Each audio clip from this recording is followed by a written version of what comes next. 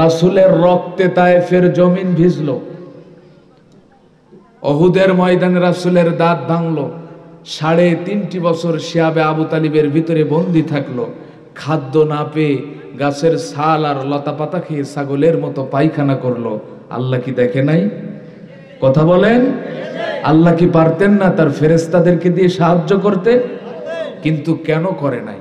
আমার এই ছোট্ট মেধায় গবেষণা করে আমি যেটা পেয়েছি সেটা হচ্ছে আল্লাহ তার রাসূলকে এই কথাটাই বোঝাইতে চেয়েছেন যে হে রাসূল, আমি আপনার শরীরে সূর্যের তাপ পড়তে দেয়নি, আপনাকে ভালোবেসে আপনার সম্মানে বকরির স্তনে হাত দিয়েছেন, বাচ্চা প্রসাব বাদেই ওই স্তনটি আমি আল্লাহ দুধের নেয়ামতে ভরপুর করে দিয়েছি, আপনাকে ভালোবেসে আপনার সম্মানে আকাশের চাঁদকে ইশারা করেছেন, সঙ্গে সঙ্গে তা দ্বিখণ্ডিত করেছি, আপনাকে ভালোবেসে আপনার সম্মানে জমিনে পা উঁচু করেছেন, সেই পা আমি আল্লাহর আরশে আজিমে পৌঁছিয়ে দিয়েছি, আপনাকে ভালোবেসে আপনার সম্মানে আপনাকে দিয়েছি, আপনাকে আরো দেব, কিন্তু আপনার কাছ থেকে একটি জিনিস নেব, একটি বিষয়ে আপনি রাসূলের সঙ্গে আমি আল্লাহর কোনো আপোষ নাই, সেটা হচ্ছে যে মিশন বাস্তবায়নের জন্য আমি আল্লাহ আপনাকে পৃথিবীতে পাঠিয়েছি, লিউযহিরাহু আলাদ-দীনি কুল্লি, সকল মতাদর্শের উপর আমার দিন বিজয়। এই মিশন বাস্তবায়ন করতে যে আপনার শরীর থেকে রক্ত ঝরলো নাকি আপনার দাঁত ভাঙলো নাকি আপনার জীবন গেল, এটা দেখার বিষয় আমি আল্লাহর না, আমি আল্লাহ দেখতে চাই লিউযহিরাহু আলাদ-দীনি কুল্লি, সকল মতাদর্শের উপর আমার জমিনে আমার দিন বিজয়। কথা বলেন ঠিক কিনা? আজ রাসূল নাই, সাহাবা নাই, এই মিশন বাস্তবায়নের দায়িত্ব আমাদের। কথা বলেন না কেন? আর এই মিশন বাস্তবায়ন করতে যে আমার নবী যদি পেটে 2টা পাথর বাঁধতে পারে, আমার পেট তো তার চাইতে বেশি দামি নয়। আর আমার নবীর দামদান মোবারক যদি শহীদ হতে পারে, আমার দাঁত তো তার চাইতে বেশি দামি নয়। আর আমার নবীর চেহারায় যদি থুতু পড়তে পারে, আমার চেহারা তো তার চাইতে বেশি দামি নয়। আরে আমার নবীর শরীর থেকে যদি রক্ত ঝরতে পারে, কসম আল্লাহর, আমার রক্ত তার চাইতে বেশি দামি নয়। আরে আমার নবীর চাচাকে যদি 70 টুকরা করে তার কলিজা চিবিয়ে খাওয়া হতে পারে, আমার বাপ চাচা তার চাইতে বেশি দামি নয়। আর আমার নবী যদি কাবা ছাড়তে পারে, কসম আল্লাহর, আমার ঘর, আমার মসজিদ, আমার মাদ্রাসা, এমনকি আমার দেশ তার চাইতে বেশি দামি নয়। আরে প্রয়োজনে শহীদ হব, আমার স্ত্রী বিধবা হবে, আমার সন্তান এতিম হবে, আমার মায়ের কোল খালি হবে, কিন্তু আজকের এই ময়দান থেকে আল্লাহ কি সাক্ষী রেখে বলে যাবেন, আল্লাহ যে কোনো মূল্যে তোমার জমিনে তোমার দিনকে বুলন্ডিত হতে দেব না। বিপ্লব মানে জীবন দেওয়া, বসে থাকা নয়, সে কোনো দিন আসবে না রে করো যদি ভয়। বিপ্লব মানে জীবন দেওয়া, বসে থাকা নয়, সে কোনো দিন আসবে না রে করো যদি ভয়। আসবে বিজয় রক্ত আর জীবনের বিনিময়, আসবে বিজয় রক্ত আর জীবনের বিনিময়। বিপ্লব মানে জীবন দেওয়া, বসে থাকা নয়, সে কোনো দিন আসবে না রে করো যদি ভয়। ঠিক না? লড়াইয়ের ওই ময়দানেতে যেতে তোমাকে হবে, প্রয়োজনে সব রক্তটুকু জমিনেই ঢেলে দিবে। লড়াইয়ের ওই ময়দানেতে যেতে তোমাকে হবে, প্রয়োজনে সব রক্তটুকু জমিনেই ঢেলে দিবে। তবু তোমার লড়তেই হবে, মানিবে না পরাজয়। বিপ্লব মানে জীবন দেওয়া, বসে থাকা নয়, সে কোনো দিন আসবে না রে করো যদি ভয়। বিপ্লব মানে জীবন দেওয়া, বসে থাকা নয়, সে কোনো দিন আসবে না রে করো যদি ভয়। সম্মানিত ভার আমার, এ বাংলাদেশ আজ 50 বছর স্বাধীন হয়েছে। 50 বছরের মধ্যে কি এ জাতি একটি রাত ধর্ষণ মুক্ত রাত উপহার পেয়েছে? একটি রাত কি চুরি মুক্ত, হত্যা মুক্ত, গুম খুন মুক্ত রাত উপহার পেয়েছে? কেন পায় নাই? গবেষণা করে দেখলাম এ বাংলাদেশ আজ 50 বছর স্বাধীন হয়েছে, 50 বছরের মধ্যে একটিবারের জন্য কোন হিন্দু আমার দেশের ক্ষমতার চেয়ারে বসে নাই, কোন খ্রিস্টান বসে নাই, কোন বৌদ্ধ বসে নাই, কোন বিধর্মী বসে নাই। বারবার মুসলমানেরাই যায়, কিন্তু আজ পর্যন্ত আল্লাহর কোরআনের একটি বিধান এ জমিনে বাস্তবায়ন হয় নাই। স্বাধীনতার পর থেকে বাবা দেশ চালিয়েছে, কেমন লাগে তাও আমরা দেখেছি। স্বামী দেশ চালিয়েছে, কেমন লাগে তাও আমরা দেখেছি। আমি না দেখলেও আমার দাদা দেখেছে। চাচা 9 বছর দেশ চালিয়েছে, কেমন লাগে তাও আমরা দেখেছি। ভাবি দেশ চালিয়েছে, কেমন লাগে তাও আমরা দেখেছি। বুবু 16টি বছর দেশের মানুষকে জ্বালায়া পালায়া গেল, তাও আমরা দেখেছি। শুধু একটা জিনিস দেখার বাকি আছে, আল্লাহর কোরআন দিয়ে দেশ চললে কেমন লাগবে। এটা দেখতে চান কারা কারা? তো হাত তুলে দেখান তারা তারা।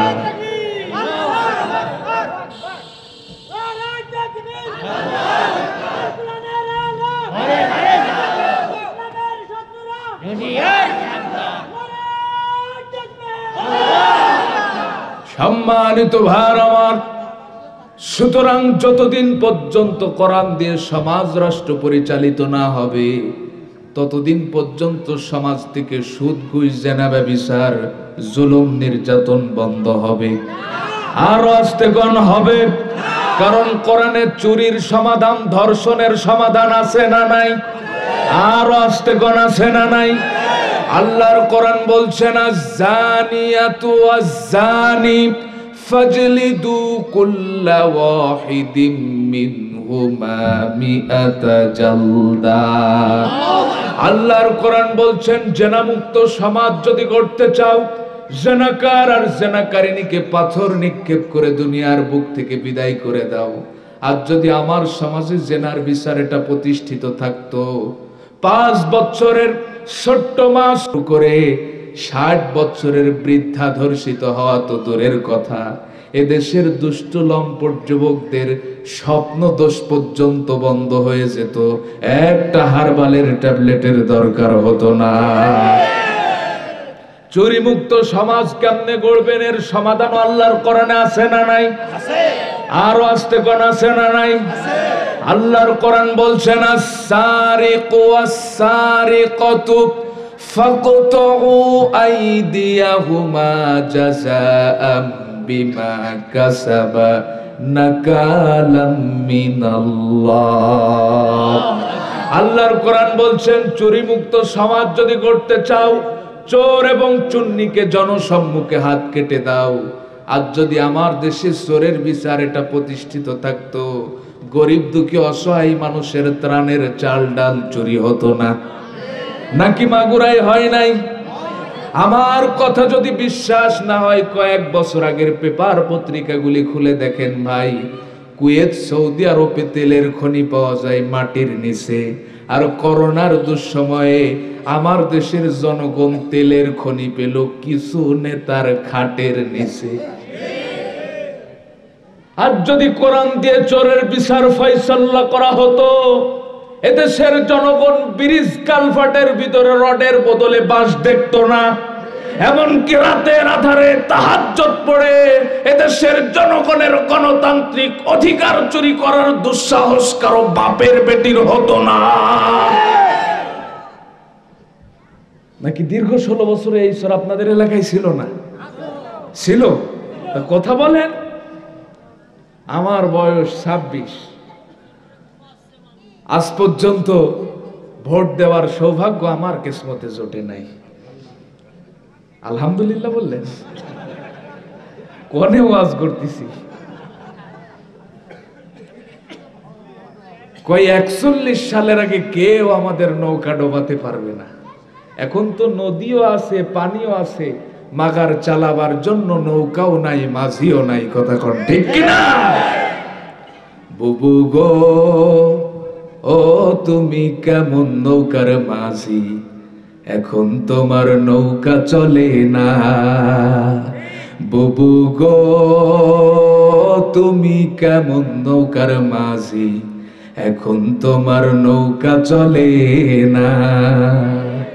তোমার নৌকার হাল ছিঁড়েছে তুমি তো জানো না, লগি বৈঠা ভেঙে গেছে খবর তো রাখো না বুবু গো। ও তুমি কেমন নৌকার মাঝি, এখন তোমার নৌকা চলে না, ঠিক কি না? সব খুনিদের বিচার বুবু হবে আনায় আনা, তোমার বিচার হবে বুবু পুরোই 16 আনা বুবু গো। ও তুমি কেমন নৌকার মাঝি, এখন তোমার নৌকা চলে না, ঠিক কিনা বলেন? এই প্রত্যেকটা চোরের বিচার আমার বাংলার জমিনে দেখতে চাই, ঠিক কিনা? আজ যদি সূরা আল মাইদার 38 নম্বর ধারা অনুযায়ী দেশের জজ কোর্ট আর সুপ্রিম কোর্টের সামনে এই সমস্ত চোরগুলির হাত কেটে দেওয়া হয়, যে দেশের ধনী মানুষের 5 তলা থেকে ছুঁড়ে ফেলে দেওয়া পচা খাদ্য গরিব মানুষেরা ডাস্টবিনের কুত্তার সঙ্গে ভাগাভাগি করে খায়, যে দেশের ছোট্ট ছোট্ট মাসুম বাচ্চাগুলি সামান্য একটি কম্বলের অভাবে রাজপথে মারা যায়, যে দেশের মা বোনেরা সামান্য 50 টাকার বিনিময়ে তাদের ইজ্জতকে বিক্রি করে খায়, এদেশে ওসিডিসি এসপি আমলা কামলা সচিব আর মিনিস্টার হবার পরে কলমের খোঁচায় কোটি কোটি টাকা দুর্নীতি করে খেয়েছে। আজ যদি সূরা আল মাইদার 38 নম্বর ধারা অনুযায়ী এই সমস্ত চোরগুলির জনসম্মুখে হাত কেটে দেওয়া হয়, আর দেশের সমস্ত চ্যানেল স্যাটেলাইট গুলি যদি তা বারবার দেখায় আর প্রচার করে, সিলেট সুনামগঞ্জ কলাউড়া নয়, টেকনাফ থেকে তেতুলিয়া নয়, রূপসা থেকে পাথুরিয়া নয়, আগামী দিনে শাহজালালের ভূখণ্ডে এদেশের মানুষের গণতান্ত্রিক অধিকার চুরি করার দুঃসাহস করা হবে না।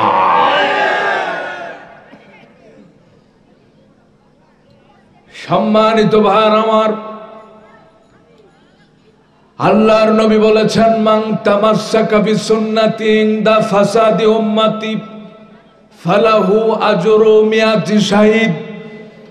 আমার উম্মতের যখন দুরবস্থা হবে, এখন উম্মতের দুরবস্থা নাকি ভালো অবস্থা? আরো আস্তে কর না।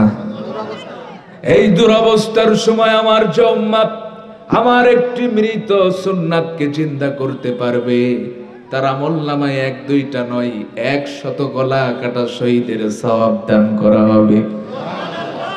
চিন্তা করলাম, আল্লাহ কি সেই মৃত সুন্নাত খাওয়ার শেষে মিষ্টি খাওয়া সুন্নাত, এটা তো একেবারে মরে যায়নি। কেউ খায়, ডায়াবেটিক্সের রোগীরা না হয় খায় না। দাড়ি রাখা সুন্নাত, এটাও তো একেবারে মরে যায়নি। আমার না হয় ছোট, আমার চাচার আর একটু বড়। টুপি পরা সুন্নাত, এটাও তো একেবারে মরে যায়নি, কেউ পরে কেউ পরে না। কিন্তু একটা সুন্নাত আজ আমার সমাজ থেকে একেবারে মরে গেছে। আমার নবী তার জীবনের 23 বছর যাবত যে কোরআন দিয়ে সমাজ রাষ্ট্র পরিচালনা করেছিল, এই সুন্নাতটা আজ আমার সমাজ থেকে একেবারেই মরে গেছে। আর এই সুন্নাতের কথা বললেই বলে, হুজুর এটা ধর্মের নামে রাজনীতি। আমার নবী তার জীবনে 23 বছর যাবত যে আমলটি করলো, এটা যদি রাজনীতি হয়, তাহলে তো খাওয়ার শেষে মিষ্টি খাওয়াও রাজনীতি, দাড়ি রাখাও রাজনীতি, নামাজ পড়াও রাজনীতি। চিল্লা এখন ঠিক কিনা? সম্মানিত ভাইরা আমার, একটা কথা কান খাড়া করে শোনেন। কোরআনের 6666 আয়াত। কেউ যদি মুসলমান হতে চায়, নিজেকে একজন সাচ্চা মুসলিম দাবি করতে চাই, তার কোরআনের 6666 আয়াতই মানা লাগবে। কিন্তু কাফের হওয়ার জন্য 6666 নয়, 6665 আয়াত স্বীকার করে, একটি মাত্র আয়াত স্বীকার করে, সে কি মুসলমান থাকতে পারে? আরো আস্তে কন। এবার আপনারাই ফতোয়া দেন। আমাদের সমাজে তো এমন নামাজের অভাব নাই, নামাজ পড়তে পড়তে কপাল কালো করে ফেলেছে। আল্লাহর বিধান অনুযায়ী নামাজ পড়তে বড় পছন্দ হয়, এমন হাজির অভাব নাই, লক্ষ লক্ষ টাকা খরচ করে প্রতি বছর হজে যায়। এমন নেতার অভাব নাই, প্রতি রমজানে খতম তারাবিতে সামনের কাতারে দাঁড়ায়। আল্লাহর বিধান শুনতে বড় পছন্দ হয়, কিন্তু আল্লাহর বিধান অনুযায়ী সমাজ রাষ্ট্র পরিচালনার কথা বললেই বড় অপছন্দ হয়। সরাসরি আল্লাহর ফতোয়া ওয়া মান লাম ইয়াহকুম বিমা আনজালাল্লাহ, যারা আমার একটি মাত্র বিধানকে অস্বীকার করে বা অপছন্দ করে, ফাউলাইকা হুমুল কাফিরুন, এরা কাফের, ফাউলাইকা হুমুল ফাসিকুন, এরা ফাসিক, ফাউলাইকা হুমুজ জালিমুন, এরাই সমাজের সবচাইতে বড় জালেম। ভাইরা আমার, বন্ধুরা আমার, শুধুমাত্র দাড়ি রাখলেই যদি জান্নাত পাওয়া যায়, কবিগুরু রবীন্দ্রনাথ ঠাকুর তো জান্নাতুল ফেরদাউস পায়।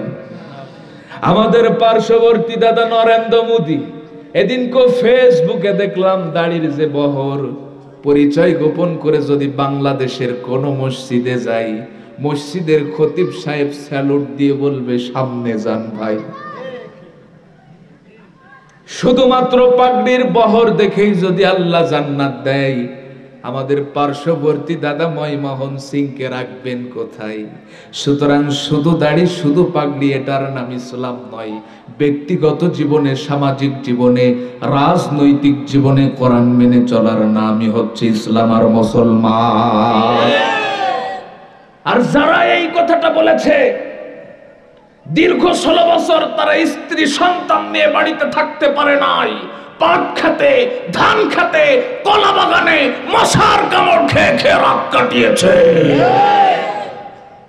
যারা দেশের ইসলামী আন্দোলনকে ফু দিয়ে নিভিয়ে দিতে চেয়েছিল, আমি তাদেরকে আবারও স্মরণ করিয়ে দিতে চাই, এদেশে ইসলামী আন্দোলনের শিকড় প্রত্যেকটা মানুষের হৃদয়ে গাঁথা। সুতরাং ইসলামী আন্দোলনের উপর হাত দেওয়া মানে এদেশের 18 কোটি মানুষের কলিজায় হাত দেওয়া। সংগ্রামী ভাই ও বন্ধুরা, আবারও যদি সামনের দিনে কোনো শকুনের দৃষ্টি ইসলামী আন্দোলন আর এদেশের স্বাধীনতা সার্বভৌমত্বের উপর পড়ে, সেই দৃষ্টির মোকাবেলা করার জন্য যদি আমার মুগ্ধ আর সাইদের মতো বুলেটের সামনে বুক পেতে দিতে হয়, কারা কারা প্রস্তুত আছেন তো হাত তুলে দেখা। সাইদ ভাইয়ের মা, ও মুগ্ধ ভাইয়ের মা, রয়হান ভাইয়ের মা, তাহমিদ ভাইয়ের মা, তোমরা বড়ই ভাগ্যবতী, আনলে ধরাই দিনের জ্যোতি। সালাম জানাই তোমায় ফেরেশতা মা, সালাম জানাই তোমায় ফেরেশতা। ঠিক কি না? কেউ হারিয়ে ভাই আর কেউ হারিয়ে বোন, কেউ হারিয়ে পড়ার সাথী নিঃস্ব এ ধরায়, কেউ হারিয়ে ভাই আর কেউ হারিয়ে বোন, কেউ হারিয়ে পড়ার সাথী নিঃস্ব এ ধরায়। তাদের স্মৃতি অন্তরে কেঁদে কেঁদে গুমরে মরে, বুক ফেটে যায় কান্না থামে না মা, বুক ফেটে যায় কান্না থামে না। শহীদ ভাইয়ের মা, ও মুগ্ধ ভাইয়ের মা, ফয়সাল ভাইয়ের মা, তাহমিদ ভাইয়ের মা। ঠিক না? আন্দোলনের ডাকে তারা জাগ্রত সব প্রাণ, জীবন দিয়ে রেখেছিল আমার দেশের মান। আন্দোলনের ডাকে তারা জাগ্রত সব প্রাণ, জীবন দিয়ে রেখেছিল আমার দেশের মান। স্বাধীনতায় আনতে যারা সদাই ছিল পাগল পারা, আরশ ছায়াই তাদের ঠিকানা মা, আরশ ছায়াই তাদের ঠিকানা। শহীদ ভাইয়ের মা, ও মুগ্ধ ভাইয়ের মা, রয়হান ভাইয়ের মা, তাহমিদ ভাইয়ের মা। ঠিক কি না? একটু জিকির করুন লা ইলাহা। আর একটু আগে আসেন, পিছনে আমার ভাইরা বসছে, একটু আগে আসেন, ওই গ্যাপ জায়গাগুলো পূরণ করেন ভাই, মেহেরবানি করে আগে আসেন।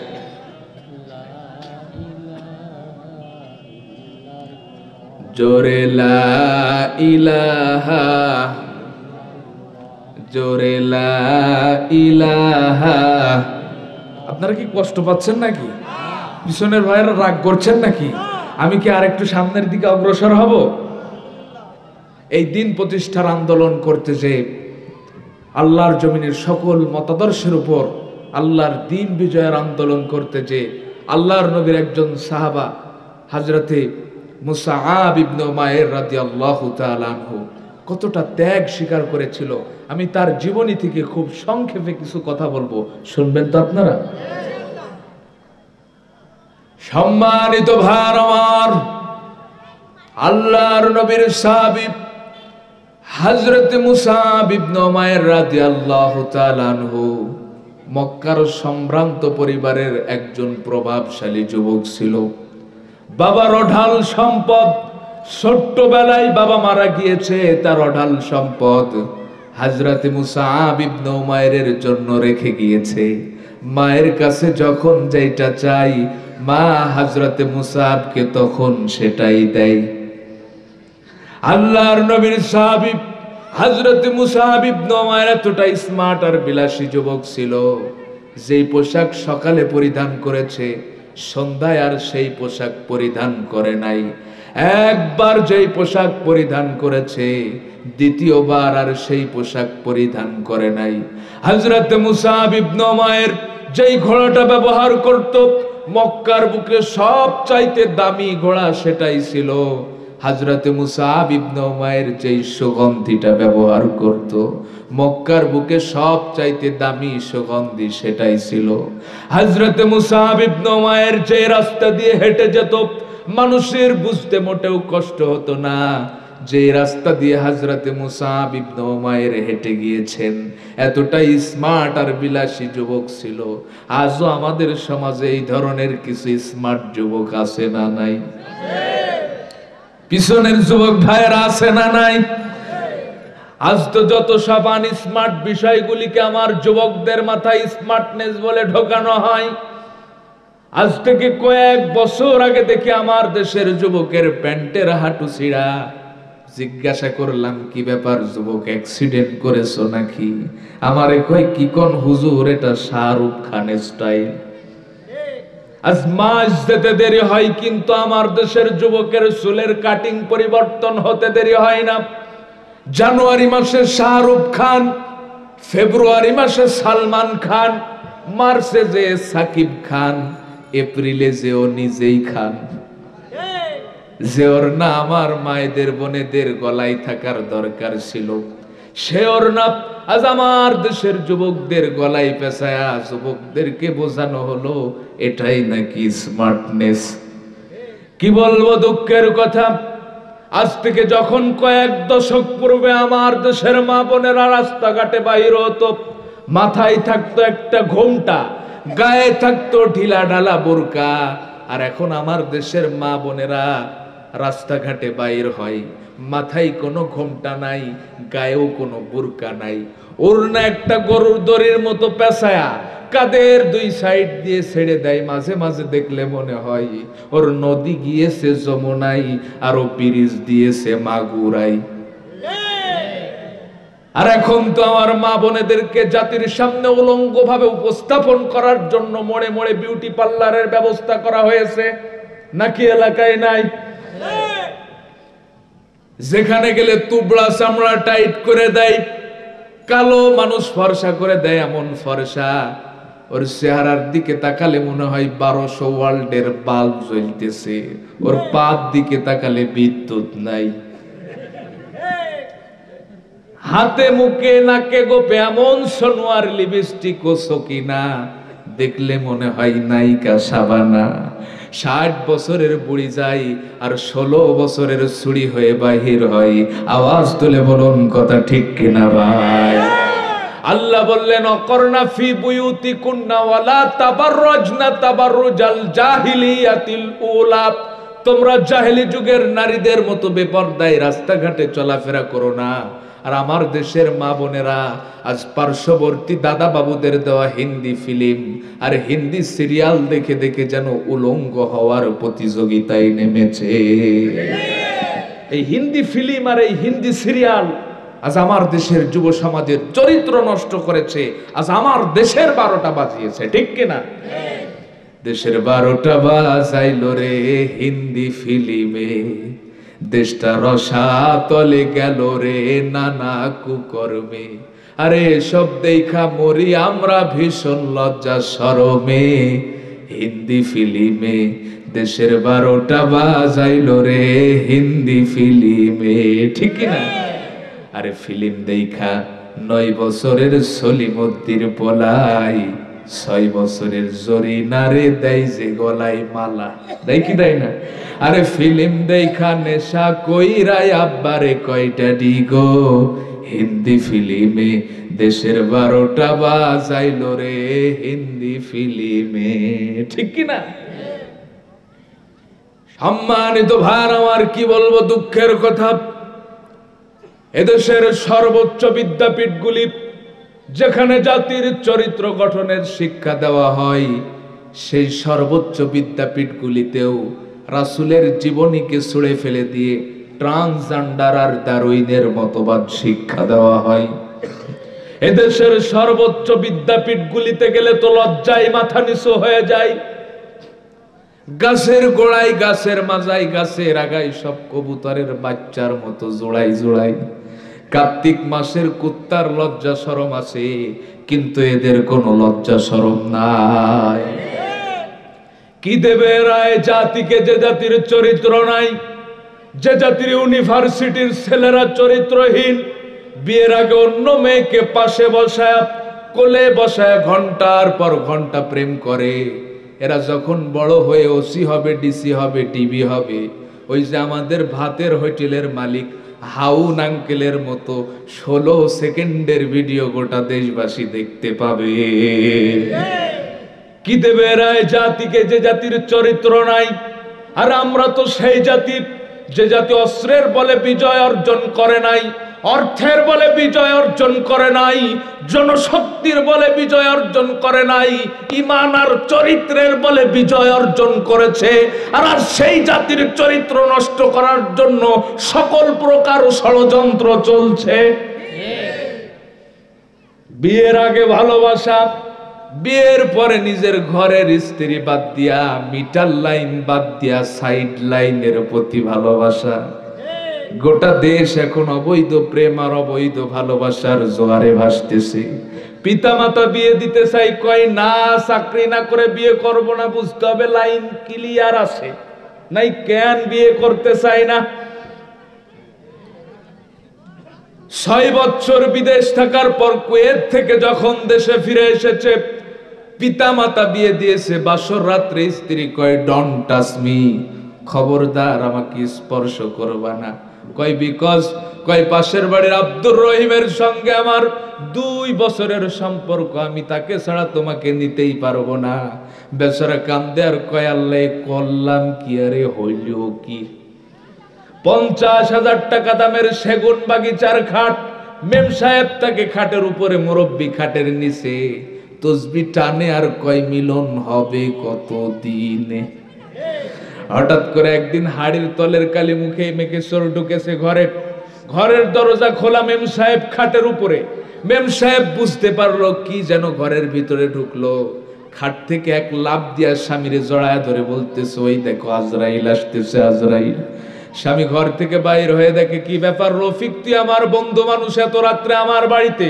কয় দোস্ত, বিদেশ গেলি, এত টাকা পয়সা ইনকাম করলি, আমি গরিব মানুষ, আমার 2টা টাকা যাকাতও দিলি না। দোস্ত আজ 3 দিন ধরে আমার চুলায় আগুন জ্বলে না, পেটের দায়ে চুরি করতে এসেছি, তোর পা 2খানা ধরি মাফ করিয়ে দে। কয় পাছাড়, তুই আজকে আমার যে উপকার করেছিস, এত বড় উপকার আমার জন্মদাতা পিতাও করে নাই। আজ 6 মাস বিয়ে করলাম, মেম সাহেব খাটের উপরে, আমি খাটের নিচে, একটা বারের জন্য কাছে আসলো না। তুই যদি আজ না আসতিস, তে জনমে আর মিলন হইতো না। একজনের স্বামী আর একজনের স্ত্রীর সঙ্গে অবৈধ প্রেম করছে, রাতের আধারে অবৈধ মেলামেশা করছে, অবৈধ সন্তান পেটে ধারণ করছে। আর এই অবৈধ সন্তানগুলি বড় হয়ে দীর্ঘ 16টি বছর এ জাতির শ্রেষ্ঠ সন্তান আলেমদের উপর নির্যাতন চালিয়েছে। এদেশের নায়িকা, গায়িকা, নর্তকী যারা নিজেদের দেহ ব্যবসা করে খায়, মদের মামলা খায়া কারাগারে ঢুকলো, যখন বাইর হয়ে আসলো মনে হইলো কোনো বিউটি পার্লার থেকে বাইর হয়ে আসলো। কথা কন না কেন? আর এ জাতির শ্রেষ্ঠ সন্তান আলেমেরা মিথ্যা মামলায় কারাগারে ঢুকলো, তাদেরকে যখন কাঠগড়ায় ওঠানো হয়েছে, কেউ বা হুইল চেয়ারে, কারো বা হাতে আর পায়ে বেড়ি, ঠিক কিনা কম? যারা এ জাতির শ্রেষ্ঠ সন্তান আলেমদের হাতে আর পায়ে বেড়ি পরিয়েছিল, মিথ্যা মামলায় বছরের পর বছর কারাগারের ভিতরে বন্দী রেখেছিল, ইসলামী আন্দোলনের নেতা কর্মীদেরকে মিথ্যা মামলায় ফাঁসির কাস্টে ঝুলিয়েছিল, এরাই সেই পিতৃ পরিচয়হীন অবৈধ মায়ের অবৈধ সন্তান। আমি শক্ত ভাষায় বললাম, কারণ এর পিছনে কোরআনের দলিল আছে। আল্লাহ আজ থেকে প্রায় ১৫০০ বছর পূর্বে সূরা কলামের ভিতরে জানিয়ে দিয়েছেন, উতুল্লিম বা'দা যালিকা জানিম, হে নবী এদের জন্ম তালাশ করে দেখেন, একটারও জন্মের ঠিক নাই। কথা বল না কেন? আজ তারা কোথায়? দীর্ঘ 16 বছরে আমরা কত নেতা দেখলাম, পাতি নেতা, সাতি নেতা, হাইব্রিড নেতা, দেশি নেতা, বিদেশি নেতা। নেতার ঠেলায় মঞ্চ ভেঙে পড়ে, চুল দাড়ি পেকে ঝুনো হয়ে গিয়েছে, উনি যুব নেতা। 5 সন্তানের বাবা, উনি ছাত্র নেতা। গত বছর গাইবান্ধায় আমার এক মাহফিলে কমিটি পোস্টার হাতে দিয়েছে, আমি পোস্টার হাতে নিয়ে আমার নিজের নামই খুঁজে পাইনি, এত পরিমাণ নেতার নাম, কয়েকশো নেতার নাম। কমিটিকে জিজ্ঞাসা করলাম, হোয়াট ইজ দ্য কজ, কারণটা কি? কয় হুজুর, এগো নাম না দিলে তো মাহফিলই হবে না।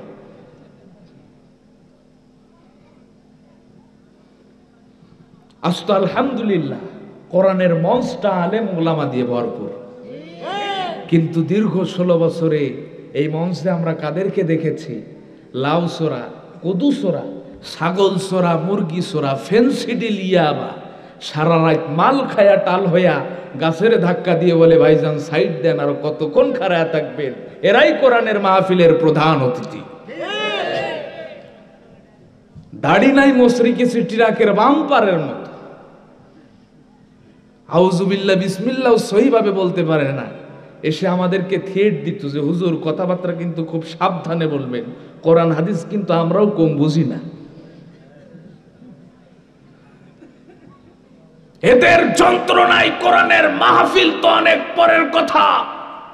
এদেশের মসজিদের ইমামেরা মসজিদের মেম্বার থেকে কোরআনের হক কথাগুলিও বলতে পারে নাই, কারণ এরা তো মসজিদেরও সভাপতি ছিল। নাকি দীর্ঘ 16 বছর আপনাদের এলাকায় ছিল না? আমার এলাকার কথা বলছি।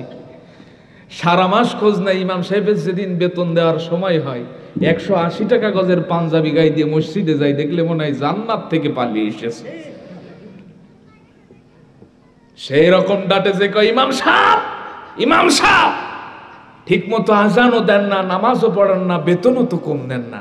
ইমাম সাহেব মনে মনে কয় খাটাস করতে গেল, মরে না কেন? ইমামের বেতন 3000 টাকা, বেচারা করবে কি? বাগুন খায় আর চুলকায়, বাগুন খায় আর চুলকায়। এখন চুলকাইতে চুলকাইতে পিছনে লুঙ্গি গেছে সিঁড়ি, সেজদায় যখন যায় বড় ভয়ানক অবস্থা তৈরি হয়।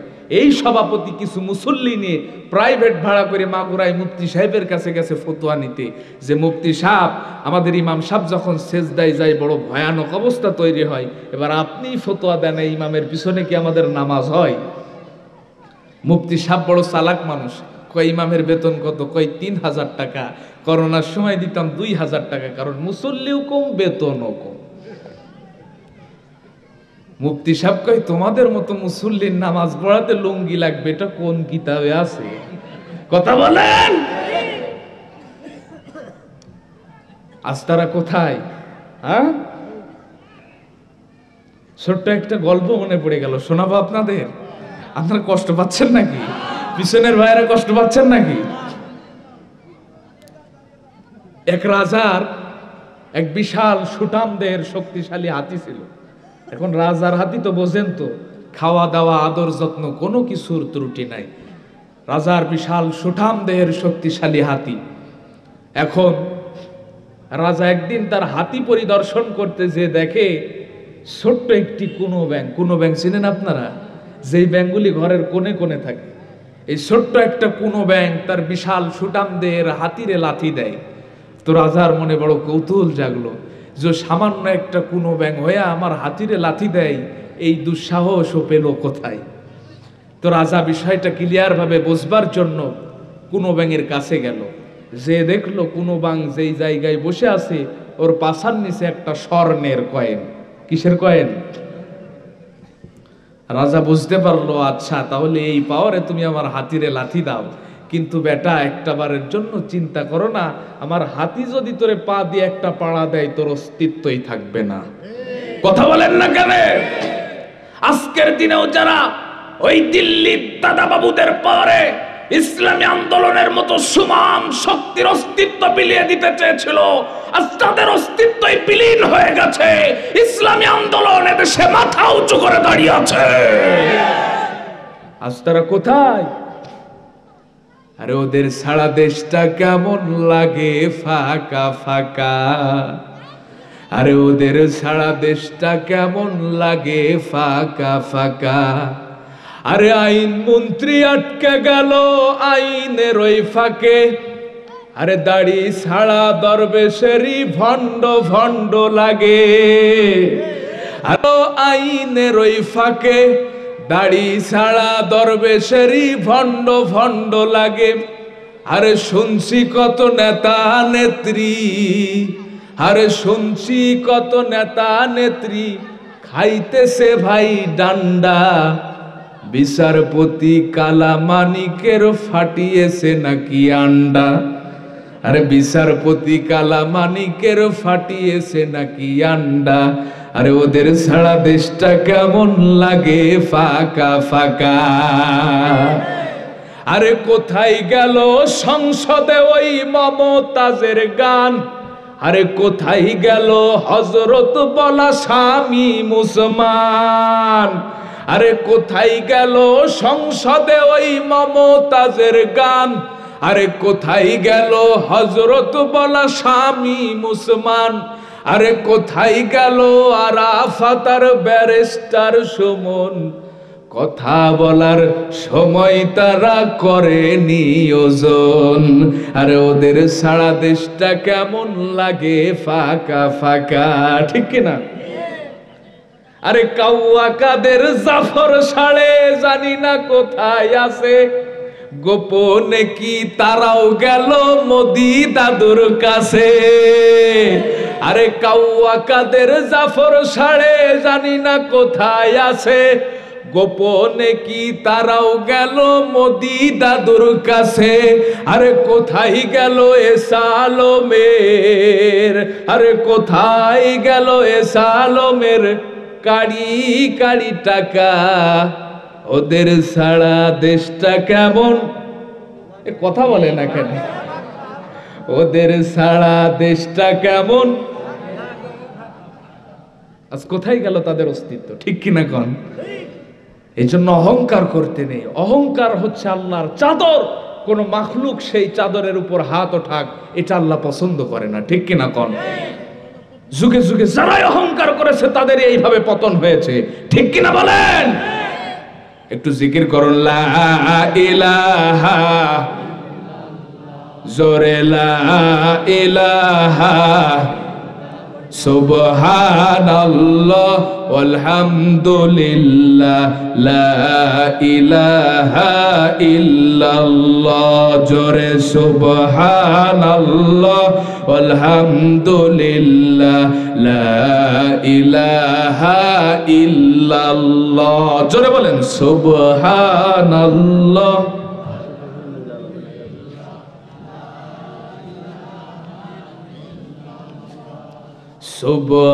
সুবহানাল্লাহ আলহামদুলিল্লাহ, লা ইলাহা ইল্লাল্লাহ। সেই মুসাব ইবনে উমাইরের কথা মনে আছে তো আপনাদের? পিছনের ভাইরা মনে আছে? সম্মানিত ভাই আমার, ইসলামের প্রথম যুগে প্রকাশ্যে দিনের দাওয়াত দেওয়ার মতো পরিবেশ ছিল না, যার কারণে আল্লাহর নবী গোপনে মানুষের দ্বারে দ্বারে যে দিনের দাওয়াত দিতে লাগলেন, মানুষদেরকে দিন বোঝাতে লাগলেন। ইসলামের প্রথম মাদ্রাসা হযরত আরকাম ইবনুল আরকাম রাদিয়াল্লাহু তাআলা আনহুর বাড়িতে আল্লাহর নবী কিছু সংখ্যক সাহাবাদেরকে নিয়ে দ্বীনের তালিম দিচ্ছেন, দ্বীন বোঝাচ্ছেন।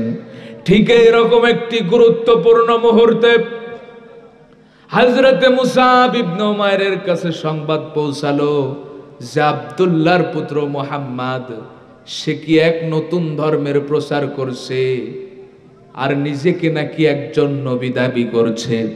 তার মনে বড় কৌতূহল জাগলো যে আসলে সে কি সত্য বলছে নাকি মিথ্যা বলছে, বাস্তব বলছে নাকি অবাস্তব বলছে। এটা জানবার জন্য তিনি হযরতে আরকাম ইবনুল আরকাম রাদিয়াল্লাহু তাআলা আনহুর বাড়িতে হাজির হলেন। আল্লাহর নবী হযরতে মুসাবকে দ্বীন বোঝালেন। তিনি আর একটি মুহূর্ত দেরি না করে সঙ্গে সঙ্গে আল্লাহর নবীর হাতে হাত রেখে কালেমা পড়ে মুসলমান হয়ে গেলেন। অনেকেই তো তুচ্ছ তাচ্ছিল্য করে বলে ইসলামের শুরুর দিকে যত সব গরিব দুঃখী মানুষেরা ইসলাম কবুল করেছে। না না, এই কথা সত্য নয়। কারণ হযরতে মুসাব ইবনে উমাইর মক্কার সম্ভ্রান্ত পরিবারের একজন প্রভাবশালী যুবক ছিল। হযরতে আবু বকর মক্কার বিশিষ্ট একজন ব্যবসায়ী ছিল। হযরত উসমান রাদিয়াল্লাহু তাআলা আনহু এত সম্পদের মালিক ছিল যাকে মানুষেরা উসমান গনি বলে ডাকতো। সুতরাং অর্থ সম্পদ ধন দৌলত এটা সত্য মিথ্যার মানদণ্ড নয়, সত্য মিথ্যার মানদণ্ড হচ্ছে বাস্তবতা। আর আমার বন্ধুরা, আমার হযরতে মুসাব ইবনে উমাইর ইসলাম কবুল করলেন, কিন্তু এই কথা প্রকাশ করার মতো পরিবেশ তখন ছিল না। কারণ আপনারা সকলেই জানেন ইসলামের প্রথম যুগটা এতটাই ভয়ানক ছিল যে ইসলাম কবুল করেছি এই কথা বলতে দেরি, কিন্তু মার খেতে মোটেও দেরি হতো না। এমনও তো হয়েছে যারা মক্কার স্থানীয় ছিল না, বিভিন্ন দেশ থেকে হিজরত করে এসেছিল, যারা সমাজের দরিদ্র অসহায় মানুষ ছিল, তাদেরকে তো তারা হত্যা করতে পর্যন্ত দ্বিধাবোধ করে নাই। এই জন্য আল্লাহর নবী হযরতে মুসাব ইবনে উমাইরকে পরামর্শ দিলেন, যতদিন পর্যন্ত আল্লাহ এ জমিনে তার দ্বীনকে বিজয় না করে ততদিন পর্যন্ত তুমি গোপনে গোপনে ইবাদত করো, দ্বীন চর্চা করো। হযরতে মুসাব ইবনে উমাইর তাই করতে লাগলেন। কিন্তু হঠাৎ একদিন তারই বংশের একজন লোক উসমান ইবনে তালহা হযরতে মুসাব ইবনে উমাইরকে নামাজরত অবস্থায় দেখতে পেয়ে সঙ্গে সঙ্গে এই সংবাদটা তিনি তার মায়ের কাছে বলে দিলেন। হযরতে মুসাব ইবনে উমাইরের মা মুসাবের উপর ক্ষিপ্ত হয়ে ধমক দিয়ে বললেন, আমি তোকে কি দেই নাই? তুই যা চেয়েছিস তাও তোকে দিয়েছি, তুই যা চাস নাই তাও তো তোকে দিয়েছি, তারপরেও কেন তুই ওই গরিব দুঃখী অসহায়ের সঙ্গী মুহাম্মাদের ধর্ম গ্রহণ করলি? এই মুহূর্তে তুই ওই মুহাম্মাদের ধর্ম ত্যাগ করবি। হযরতে মুসাব ইবনে উমাইর মায়ের প্রস্তাব প্রত্যাখ্যান করলেন। হযরতে মুসাবের মা মুসাবকে ইমোশনালি ব্ল্যাকমেল করার জন্য খাওয়া দাওয়া বন্ধ করে দিলেন, পোশাক পরিধান করা বন্ধ করে দিলেন। ঘন্টার পর ঘন্টা প্রখর রৌদ্রের মধ্যে দাঁড়িয়ে থাকতে লাগলেন। হযরতে মুসাবের মা যখন বেহুশ হয়ে জমিনে পড়ে যেত, মানুষেরা মাথায় পানি ঢেলে হুঁশ ফেরাতো। মুসাবের মায়ের যখন হুঁশ ফিরত, এই সময় হযরতে মুসাব মায়ের কানের কাছে যে বলতেন, কলিজার টুকরা মা, তুমি যদি মারাও যাও তারপরেও আমি ওই মুহাম্মাদের ধর্ম ছাড়ব না। হযরতে মুসাবের মা যখন দেখলো সোজা আঙ্গুলে ঘি উঠছে না, তখন আঙ্গুলটা একটু বাঁকা করলো। হযরতে মুসাবকে বলল, তোমাকে যে বিলাসবহুল বাড়ি দিয়েছি, চড়বার জন্য ঘোড়া দিয়েছি, অর্থ সম্পদ জায়গা জমি যা কিছু দিয়েছি সব কিছু ফেরত দেওয়া লাগবে। এমনকি তোমার পরনের যে পোশাকটা সেটাও আমার দেওয়া, সেটাও ফেরত দেওয়া লাগবে। হযরত মুসআব ইবনে উমাইর কোনো কথা না বলে অবলীলাক্রমে সব কিছু ফেরত দেওয়ার জন্য প্রস্তুত হয়ে গেল। কারণ একজন ইমানদার পৃথিবীর সব কিছু ছাড়তে পারে, কিন্তু ইমান ছাড়তে পারে না, ঠিক কিনা বলেন? আর একজন ইমানদার তার পিতামাতা ছাড়ার জন্য প্রস্তুত হয়, আর একজন ইমানদার তার স্ত্রী সন্তান ছাড়তে প্রস্তুত হয়, আর একজন ইমানদার তার মাতৃভূমি ছাড়তে প্রস্তুত হয়, আর একজন ইমানদার রক্ত দিতে প্রস্তুত হয়, আর একজন ইমানদার জীবন দিতে প্রস্তুত হয়। কিন্তু একজন ইমানদারের শরীরে এক বিন্দু ফোঁটা পরিমাণ রক্ত থাকাকালীন ইমান দিতে প্রস্তুত নয়। ইমানের পথে অবিচল থেকে আমার মরণ যেন হয়। ইমানের পথে অবিচল থেকে আমার মরণ যেন হয়। তোমার কাছে মিনতি আমার, তোমার কাছে মিনতি আমার, মহামহিম দয়াময়। ইমানের পথে অবিচল থেকে আমার মরণ যেন হয়। জোরে জোরে কোন আল্লাহুম্মা আমিন। ভাইরা আমার, বন্ধুরা আমার, হযরত মুসআব ইবনে উমাইরের উপর নির্যাতন শুরু হলো। যেই সমস্ত সাহাবারা ইসলাম কবুল করার জন্য নির্যাতিত হচ্ছিল, আল্লাহর নবী এই সমস্ত সাহাবাদেরকে নির্দেশ দিলেন যে তোমরা মক্কা থেকে ইথিওপিয়ায় বাদশা নাজাশির দেশে হিজরত করো। তারা আল্লাহর নবীর নির্দেশ অনুযায়ী হিজরত করার প্রস্তুতি গ্রহণ করলেন। ঠিক এই মুহূর্তে হযরত মুসআব ইবনে উমাইর কোন ক্রমে পালায়া ওই কাফেলার সঙ্গে হাবাশায় হিজরত করলেন। হযরত খাব্বাব রাদিয়াল্লাহু তাআলা আনহু বলেন, আমরা তো মুসআবের গায়ে সব চাইতে দামি পোশাকটা দেখেছি, কিন্তু মুসআব যখন আমাদের সঙ্গে হিজরত করছিল তার শরীরে এক টুকরা কাপড় ছাড়া অবশিষ্ট কিছুই ছিল না। হযরতে মুসআবের শরীরের রং পর্যন্ত পরিবর্তন হয়ে গিয়েছিল। সাপ যেই রকম ভাবে খলস পরিবর্তন করে, তার শরীর থেকে চামড়াগুলি এইভাবে খসে খসে পড়ছিল। তাকে দেখে বোঝাই যাচ্ছিল না যে এটাই সেই মুসআব ইবনে উমাইর। তারপরেও সাহাবারা হিজরত করলেন, কিন্তু হাবাশায় হিজরত করেও তো সাহাবারা মানসিকভাবে স্বস্তি পায় না। এক হচ্ছে নিজের মাতৃভূমি ছেড়ে আসার কষ্ট, আর দ্বিতীয় হচ্ছে যেখানে নবী নাই। মক্কায় তো মার খেলেও নবী ছিল, কিন্তু এখানে তো আর নবী নাই।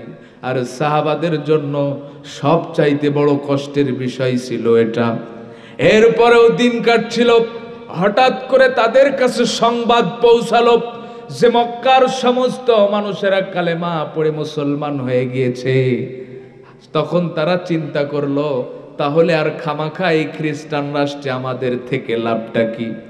তারা সকলেই মক্কায় ফিরে আসলো, কিন্তু মক্কায় ফিরে এসে যেটা দেখলো যে তাদের কাছে যেই সংবাদ পৌঁছানো হয়েছিল সম্পূর্ণটাই মিথ্যা। এখন তাদের উপর নির্যাতনের মাত্রা বহুগুণ বেড়ে গেল। ঠিক এই মুহূর্তে মদিনা থেকে একটা কাফেলা আকাবার প্রান্তরে এসে আল্লাহর নবীর হাতে হাত রেখে বায়াত গ্রহণ করলেন। আর আল্লাহর নবীকে বললেন, ইয়া রাসূলুল্লাহ, ইয়া হাবিবাল্লাহ, আমাদেরকে একজন শিক্ষক দেন যিনি আমাদেরকে কোরআন শেখাবেন, যিনি আমাদেরকে দ্বীন শেখাবেন। আল্লাহর নবী যাকে শিক্ষক হিসেবে সিলেক্ট করলেন তিনি সেই হযরতে মুসআব ইবনে উমাইর। বলি আল্লাহু আকবার। হযরতে মুসআব ইবনে উমাইর এমন ভাবে দাওয়াতি কাজ করলেন মদিনায়। আল্লাহর নবী মদিনায় পৌঁছানোর আগে এমন কোন বাড়ি ছিল না, এমন কোন ঘর ছিল না যে সেই ঘরে ইসলাম পৌঁছায় নাই। আল্লাহর নবী মদিনায় যাওয়ার সঙ্গে সঙ্গে কোন রক্ত ঝরানো লাগে নাই, কোন যুদ্ধ করা লাগে নাই। বিনা যুদ্ধে বিনা রক্তপাতে মদিনার মানুষেরা মদিনার জমিনটাকে আল্লাহর নবীর হাতে তুলে দিলেন। বলি সুবহানাল্লাহ। এই মুসাব ইবনে উমাইর উহুদের যুদ্ধে শাহাদাত বরণ করলেন।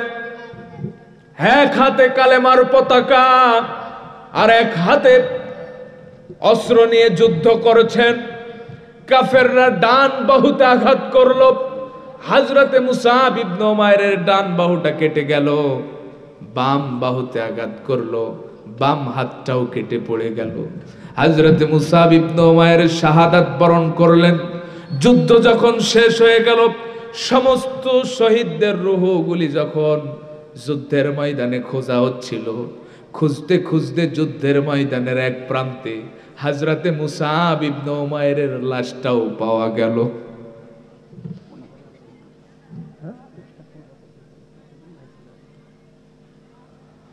সমস্ত শরীরে তীর তরবারির আঘাত, সমস্ত শরীর ক্ষত বিক্ষত, নিথর দেহটা জমিনে পড়ে আছে। কিন্তু অবাক করা বিষয় হচ্ছে, হযরতে মুসাব ইবনে উমাইর বেহুশ হয়ে মৃত্যুবরণ করে শাহাদাত বরণ করে জমিনে পড়ে আছে, কিন্তু বুসা দুইটা হাত দিয়ে কালেমার পতাকাটাকে উঁচু করে রেখেছে। বলি সুবহানাল্লাহ। হযরতে মুসাব ইবনে উমাইরকে দাফন করার জন্য প্রস্তুত করা হলো, কিন্তু তার দাফনের জন্য যেই কাপড়টা বরাদ্দ করা হলো সেটা দিয়ে তার মুখ ঢেকলে পা ঢাকে না, পা ঢাকলে মুখ ঢাকে না। সাহাবারা বলল, ইয়া রাসূলুল্লাহ, ইয়া হাবিবাল্লাহ, মুসাব ইবনে উমাইরের জন্য যেই দাফনের কাপড়টা বরাদ্দ করা হয়েছে সেটা দিয়ে তো পা ঢাকলে মুখ ঢাকে না, মুখ ঢাকলে পা ঢাকে না। আল্লাহর নবী বললেন, ও আমার প্রাণের সাহাবারা, তোমরা ওই কাপড়টা দিয়ে মুসাব ইবনে উমাইরের মুখটা ঢেকে দাও, আর ইসকির নামক ঘাস দিয়ে তার পাটা ঢেকে দাও।